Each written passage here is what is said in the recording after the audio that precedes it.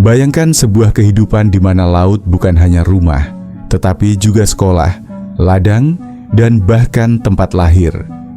Inilah realitas bagi suku Bajo, masyarakat yang menolak tunduk pada daratan dan memilih untuk hidup selaras dengan lautan. Mereka adalah anak-anak ombak yang menjadikan air sebagai alas hidup dan membangun peradaban unik yang mengarungi luasnya Nusantara. Suku Bajo, yang juga sering disebut sebagai suku Bajau, dikenal sebagai nomaden laut yang telah berlayar dan menetap di berbagai perairan selama berabad-abad. Mereka hidup berdampingan dengan samudra, beradaptasi dengan lingkungan yang keras, dan mewarisi pengetahuan serta keterampilan bertahan hidup yang luar biasa dari generasi ke generasi. Keakraban suku Bajo dengan laut telah melahirkan adaptasi luar biasa yang sulit ditandingi oleh suku lain di dunia. Salah satu fakta paling menakjubkan tentang mereka adalah kemampuan menyelam yang luar biasa. Suku Bajo mampu menyelam hingga kedalaman 70 meter tanpa alat bantu pernapasan dan menahan napas selama 13 menit. Kemampuan ini bukan sekadar hasil latihan keras, melainkan adaptasi fisiologis dan genetik yang telah diteliti oleh berbagai ilmuwan. Rata-rata manusia hanya dapat menahan napas di bawah air selama 30 hingga 90 detik, tetapi suku Bajo dapat melampaui batas ini berkali-kali lipat. Tanpa peralatan scuba, mereka mampu menjangkau kedalaman yang biasanya hanya bisa ditempuh oleh penyelam profesional. Tak hanya itu, mereka juga memiliki kemampuan melihat lebih jelas di dalam air, yang memudahkan mereka dalam berburu serta menavigasi lautan. Sebuah studi yang dipublikasikan dalam jurnal Cell tahun 2018 mengungkapkan bahwa suku Bajo memiliki limpa yang berukuran 50% lebih besar dibandingkan dengan suku yang hidup di daratan. Limpa berperan dalam menyimpan sel darah merah yang kaya oksigen, memungkinkan mereka menahan napas lebih lama. Melissa Ilardo, seorang peneliti genetika dari Universitas Copenhagen, menyatakan bahwa ukuran limpa yang lebih besar pada suku Bajo menunjukkan adanya adaptasi genetik untuk mendukung kemampuan menyelam mereka. Hubungan antara ukuran limpa dan ketahanan menyelam yang lama pertama kali dikemukakan dalam riset tahun 1990 terhadap Ama, penyelam wanita tradisional Jepang yang mencari mutiara. Studi lain juga dilakukan terhadap anjing laut yang mengungkapkan adanya korelasi positif antara ukuran limpa dan kemampuan menyelam dalam waktu lama. Namun, keunikan suku Bajo tidak hanya terletak pada kemampuan menyelam mereka. Kehidupan yang sangat erat dengan laut membentuk pola hidup, budaya, dan filosofi unik yang diwariskan dari generasi ke generasi. Mereka memiliki berbagai upacara adat yang menggambarkan penghormatan terhadap alam dan leluhur. Salah satu upacara yang menarik adalah Tamuni, di mana bayi yang baru lahir dicelupkan ke laut sebagai simbol perkenalan pertama dengan lingkungan hidupnya.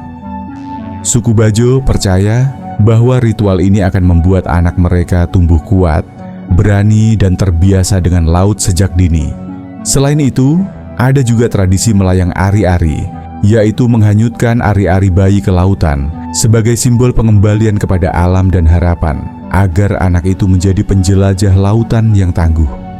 Sejak usia dini, anak-anak Bajo dilatih untuk bersahabat dengan lautan.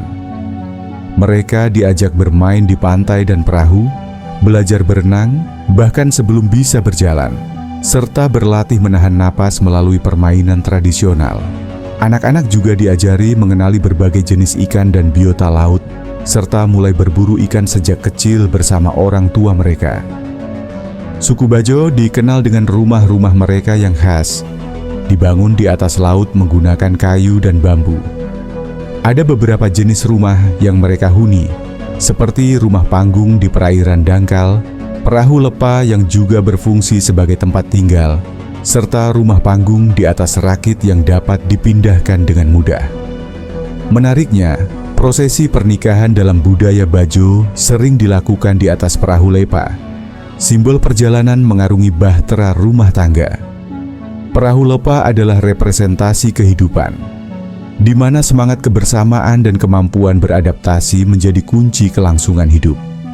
Bahkan, di beberapa daerah, mahar pernikahan menggunakan mata uang kuno sebagai bentuk penghormatan terhadap tradisi leluhur mereka. Bagi suku Bajo, laut bukan hanya tempat tinggal, tetapi juga sumber kehidupan. Mereka menghabiskan sebagian besar waktu mereka untuk menangkap ikan, berburu hewan laut, dan mengumpulkan sumber daya bahari lainnya. Meskipun kini banyak yang mulai beralih ke pekerjaan lain, sebagian besar tetap mempertahankan tradisi menangkap ikan yang diwariskan secara turun-temurun. Mereka menggunakan berbagai teknik menangkap ikan, seperti memancing, menombak, serta menggunakan bubu atau perangkap ikan tradisional. Beberapa masih menggunakan racun ikan dari tumbuhan. Tetapi kesadaran akan pentingnya kelestarian laut membuat banyak dari mereka meninggalkan cara ini. Suku Bajo sangat menghindari penggunaan bom ikan dan pukat harimau yang dapat merusak ekosistem laut. Pengetahuan mereka tentang pola arus, musim ikan, dan habitat laut sangat luar biasa. Dengan kearifan lokal ini, mereka dapat menangkap ikan tanpa menyebabkan kerusakan pada ekosistem laut. Kehidupan suku Bajo yang harmonis dengan laut telah menjadi inspirasi bagi banyak orang di dunia. Kisah suku Bajo bahkan telah menginspirasi industri film Hollywood. Film Avatar, The Way of Water yang memukau secara visual ternyata mengambil inspirasi dari kehidupan suku Bajo. Sutradara James Cameron mengakui bahwa suku Metkayina dalam film tersebut terinspirasi dari kehidupan Bajo yang tinggal di rumah panggung dan memiliki kemampuan menyelam luar biasa. Seperti halnya Metkayina yang hidup di desa terapung, suku Bajo pun membangun rumah di atas air dan menjadikan laut sebagai pusat kehidupan mereka. Hingga saat ini, asal-usul suku Bajo masih menjadi perdebatan di kalangan sejarawan. Beberapa teori menyebutkan bahwa mereka berasal dari Filipina Selatan dan bermigrasi ke berbagai wilayah Nusantara. Sementara teori lain menyatakan bahwa mereka merupakan penduduk asli Nusantara yang telah lama mendiami wilayah pesisir. Suku Bajo tersebar di berbagai wilayah Indonesia, Malaysia, Filipina, dan Brunei Darussalam. Di Indonesia, mereka banyak ditemukan di Sulawesi, Kalimantan, hingga Nusa Tenggara. Karena penyebaran yang luas, jumlah populasi mereka sulit dipastikan, tetapi diperkirakan mencapai ratusan ribu hingga jutaan jiwa. Dulu, mereka hidup sepenuhnya di atas perahu dan berpindah dari satu tempat ke tempat lain. Namun, kini banyak dari mereka telah menetap di rumah-rumah panggung di Laut Dangkal. Meski tidak lagi sepenuhnya nomaden seperti nenek moyang mereka, suku Bajo tetap menjadi suku yang unik, menginspirasi dunia dengan kehidupan mereka yang selaras dengan lautan. Sekian dulu pembahasan kali ini, dan seperti biasa, terima kasih.